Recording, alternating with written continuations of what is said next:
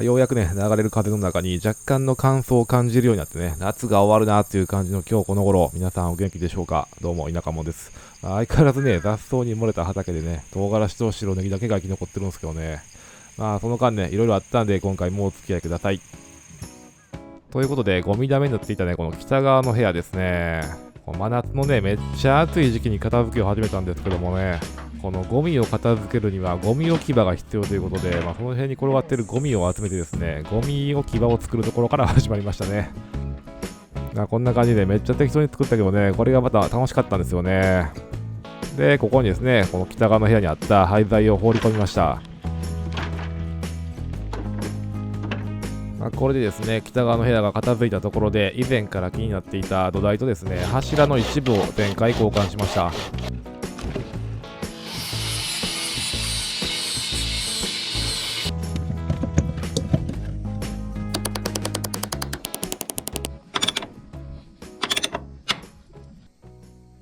強度はね、ほんまにこれでええのって感じはしますが、いつも通りね、やらんよりかはいいやろ精神で進めていきます。そしてこのキッチンからね、壁を壊して繋がったこの北側の部屋ですね、ようやく板を張れる状態になったので、知り合いの家のね、倉庫に眠る大量の板をもらいに来ました。聞いたところ、この板はね、屋根の下地に使っていたものらしいんで、床に使うにはちょっとね、いつも通り薄すぎるんですけどね、ただなんで喜んでもらってきましたよ。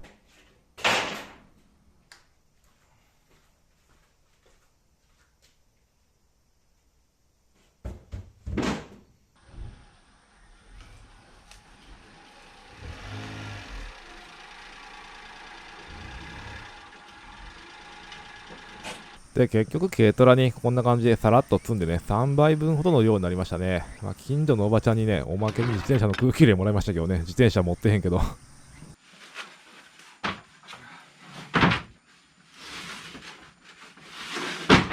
で、長さ別に分けて積んでみると、こんな感じですね。で、南側の部屋にもね、雑に放り込んであります。ただ、板を張る前にですね、また一箇所気になるところがあってですね、ここですね、この塚がね、もう割れてるんですよね。しかもなんかめっちゃ適当にね、木が叩き込まれてるしね、ここちょっとね、補強するのと、ついでに大引きもボルトで留めておきます。ここはね、座金がまっすぐ当たるように軽く調整だけしています。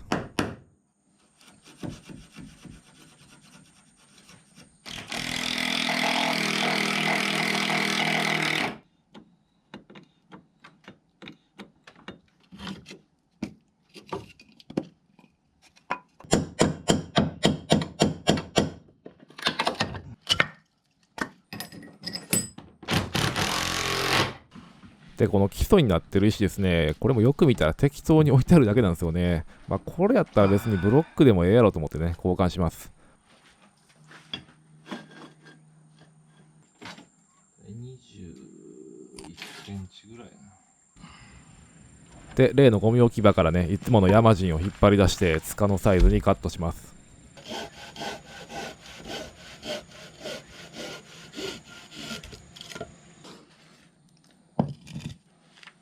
そしていつも通り寸足らずと思ったんですけど、ジャッキを下ろしたらちょうどいい感じでした。これ両方ね、水平が出ているので、バランスは変わっていないだろうなという判断をしました。ただですね、この塚の位置は本当にここでいいのか、できることならね、この左右にある柱とバランスの取れた場所に置きたいなと、どうすればその場所がわかるのかなと考えたらですね、めっちゃいいものを最近提供してもらったことを思い出しました。北側の部屋を片付けていたらね、いつの間にかゴミダメになってしまった玄関ですね。ここに埋もれているんですよ、めっちゃええものが。これですね、シグマンというメーカーのね、レーザーレベルですね。で、本体はこれですね。めっちゃ良くないですか？なんか嬉しすぎてね、バイト先の事務所でレーザー光らせまくってね、無駄に柱の垂直とか確認してましたからね。で、台もついてるんで、これセットしてね。で、基本の操作はめっちゃ簡単です。横のスライド、これをオンにすると、自動で水平垂直のラインを出してくれます。で、こんな感じでね、手持ちだと自動で合わせきれないので、点滅して注意しています。で、ある程度平らなところに置き直して、この点滅から点灯に変わると、水平、垂直が出ている状態ですね。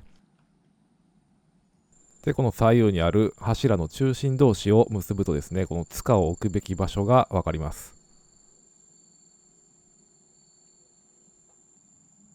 で、このブロックに書いたラインと塚にね、印をした中心線を合わせて置いてあげると位置が OK になるっていうことですね。これがあったらですね、前回かなり苦労したね、この柱をまっすぐ切るっていう作業もね、だいぶ楽になってたんちゃうかなと思いますよ。僕のスキル自体がね、しょぼいっていうこともありますが、道具の力を借りればね、ワンランク上の作業ができそうな気がしますよ。で、このチャンネルをね、見てもらってる方用に、1ヶ月限定ではあるのですが、プロモーションコードも用意してもらったんで、僕と同じようにね、もうちょっとうまくやりたいなと思ってる方は、一回ね、この動画の説明欄から商品を確認してみてください。おそらくね、このシグマのレーザーレベルは今後も使うことたびたびあると思うんで、その都度ね、使用感とか感想を伝えていこうと思ってます。と、そんなことを言いつつですね、塚が出れないようにね、一応端材で補強しておきました。で、この別の場所もね、直すべきなんでしょうけどね、これはまた5年後ぐらいで勘弁してください。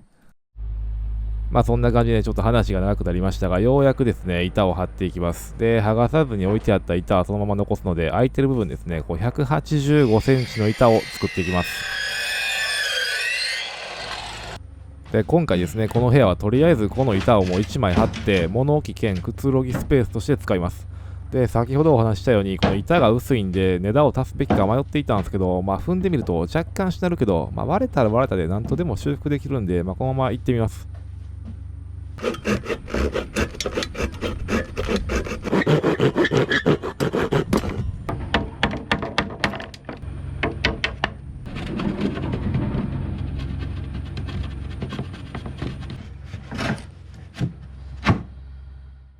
で、既存の板との段差もありますが、経験上というかね、自分の性格上、これぐらいなら許容範囲ですね。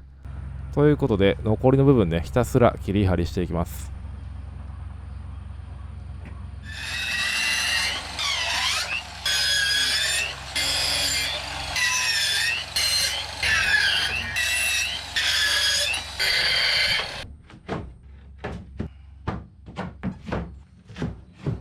ちょっとね、作業と全然関係ない話なんですが、最近ね、うちのじいちゃんが亡くなって、そういえばね、じいちゃんは日曜大工が好きやったなと思い返してるわけですよ。なんか裏庭にね、よくわからん仕切りをつけたりね、家の門をどぎ水路で塗ったりしてね、孫ながら、じいちゃんおもろいことするなぁと、小さい頃にね、見たり感じたりしたことが、今の自分に繋がってるんかなと、そしてあの世からね、僕の作業を見て、いろいろ突っ込み入れてるんやなと、そんなことをね、この板を適当に張ってる時に思いましたよ。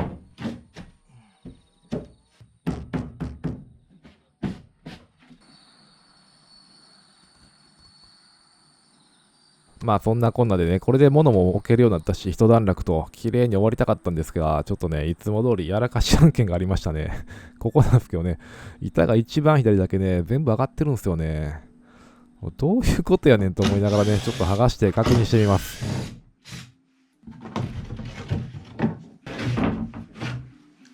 もしかしたらこの塚のね、補強に入れたのが悪かったかと外してみるも変わらずですね、この辺叩いてみても変わらないんですよね。で、隣の部屋との傾きを確認すると、こっちはね、水平出てるんですよね。マジで意味がわからんと思いつつね。ということは、この根田の半分削ればいいんかと削り始めるもですね、これ結構途方もない作業だし、よくよく考えたらですね、僕の人生もだいぶ傾いてるんで、床のちょっとした傾きぐらい、大したことちゃうやろと、どっかでね、辻褄合わせできる機会があるやろと、今回も妥協させてもらいます。いや、やっぱね、なんぼいい道具があってもね、結局やる気と根性がないとダメですね。そんなことを思いつつね、拭き掃除をして、その辺のゴミをちょっと動かしてね、通り道の確保だけしておきました。